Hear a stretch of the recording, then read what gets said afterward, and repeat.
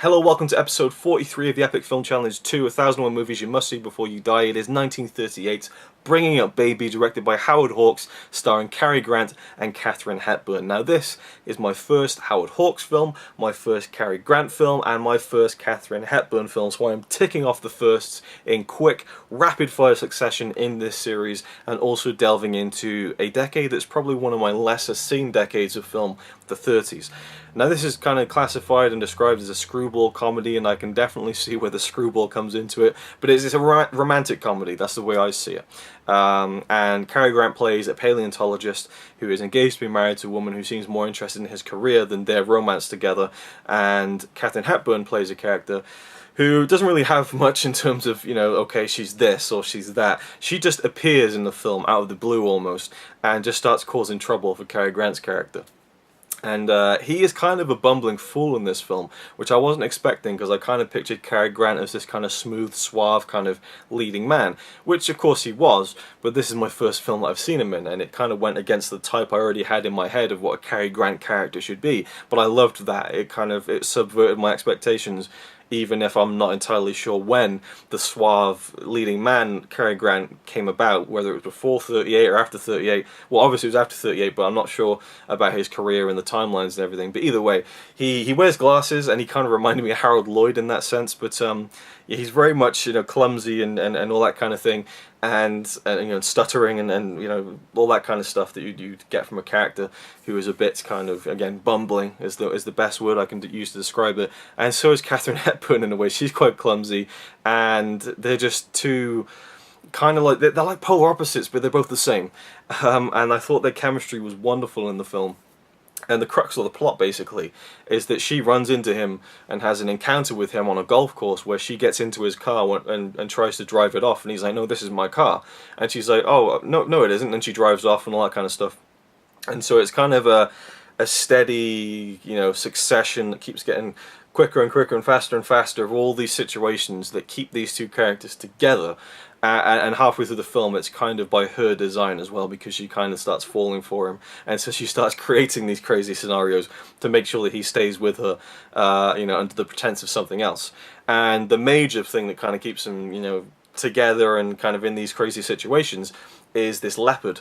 This leopard was delivered to Katharine Hepburn's character from a zoo, and so she has to kind of take care of it and deal with it and stuff, and so she asks him to help her. And he's like, I'm not helping you, no way, but he kind of gets dragged into it. And again, I loved the way that the script set up all these sequences and how, all these things happen to keep them together and kind of firing off one another and all these comedic situations. The script is phenomenal, and I think the performances are even better. I was really belly laughing during this. There's just so many funny moments, and it's just the dialogue and just the snappy, witty, comebacks and stuff. And I thought Cary Grant was great. I thought Katharine Hepburn was maybe even better. There's a scene in the film where she's going off on one, just ranting at Cary Grant, and the stuff that she's saying, it's just so like eloquently put, but in such an angry, fiery way. Like she just nailed the lines in the scene perfectly, while still feeling like a character and not someone reciting a ridiculous amount of lines. Just the speed of it and the efficiency of it, but also you got the feeling of the character as well. And also the leopard, man, like I was really surprised. Like there's a couple of scenes where you can see there's kind of a window, to kind of protect the actors. But there's other scenes where like the leopard will come up to Katharine Hepburn and just start nuzzling its head into her lap and stuff, and you can see it's right there. And obviously they had a very well trained leopard. And there's a couple of bits towards the end where you can see they were kind of antagonizing the leopard a little bit, which I didn't like, but what are you gonna do? It's the 30s, right? And it wasn't like like throwing a horse into water or killing a horse like that I've seen in other films. But I definitely, Connie didn't watch this with me, but I think she would be bothered by that, just seeing a leopard in some form of distress. I think it was kind of like roaring and stuff, and they were holding a chair up to kind of protect themselves and to back it away a little bit.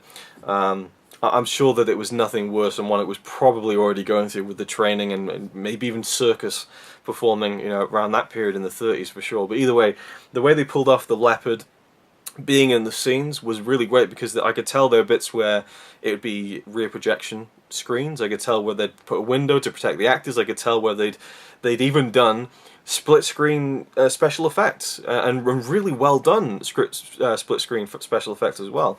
Because I just felt like, oh, man, there's too many chances being taken here. And then I'd kind of see, you know, where they'd kind of like sectioned off the frame where the leopard comes in, but then it comes back to the other side, so they have to kind of really match it.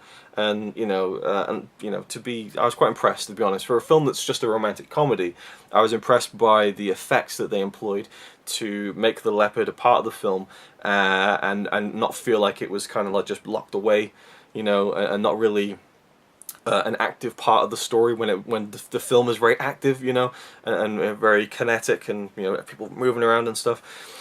Katharine Hepburn, you know, my first film seeing her, I thought she was brilliant. I just thought she gave a really funny performance. Cary Grant, brilliant. I thought he was brilliant. I just love this film.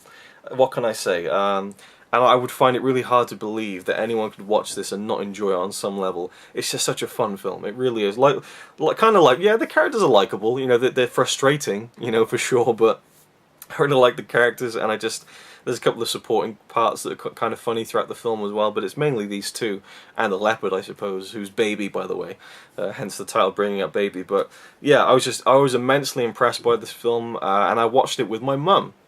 So what I'm going to try and do when I watch these films with other people is to get another opinion, a guest opinion, as to whether it's a film you must see before you die.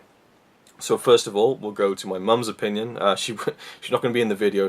There's no chance, but I'll tell you what she said. Is Bringing Up Baby a film you must see before you die? No, no. It's all right. It's a fun film, but it's not a film you should see before you die. You know, she was like, it's not, you know. But then again, my mum is very her opinions on films are pretty much limited to it was all right to oh shit. You know, like there's not much middle ground or going beyond that. You know. I don't think I've ever heard of her saying a film's like really like terrible or a film's really great. There's a couple, you know, but yeah. So she didn't really feel like it was a must see. Me, is it a film you must see before you die? Absolutely, because in the genre of comedy and romantic comedy, I thought it was just brilliant. Now I'll give it one big critique. One really big critique. I think the film is like an hour and 50 minutes long, maybe an hour 45, maybe even an hour 40, but it felt like, I don't know, it felt like 2 hours. I feel like this film would have excelled at a real trim 80 minutes or 90 minutes at a max. Because by the final scene, where there's so many characters and the level of the quick-fire, rapid dialogue is still going on, still pounding forward. I mean, literally, as soon as I started feeling like this is getting a bit overwhelming, I turned to my mum and she looked at me and she said, "Gosh, it's going on a bit, isn't it?" I was thinking the exact same thing. They kind of just milked it a little bit too much. You know, just a little bit too much. You're getting out of breath just thinking about it, you know. And it was exhausting. Yeah, that's what she said. She said this film's getting exhausting, and it is exhausting because when the characters aren't stopping for a break, you're not really stopping for a break. And so I definitely would say that's a criticism of the film, if not a big criticism, because I feel it almost ruins how great the film really is. I think. But, you know, maybe on a second viewing, knowing that it's coming, I could perhaps pace myself for it, I don't know. But it definitely exhausted its strengths towards the end, but I still thought it was fantastic. I loved it, and yeah, it's definitely a film you must give a watch, give a chance, and give it a look before you die. I really, really loved it, if you couldn't already tell.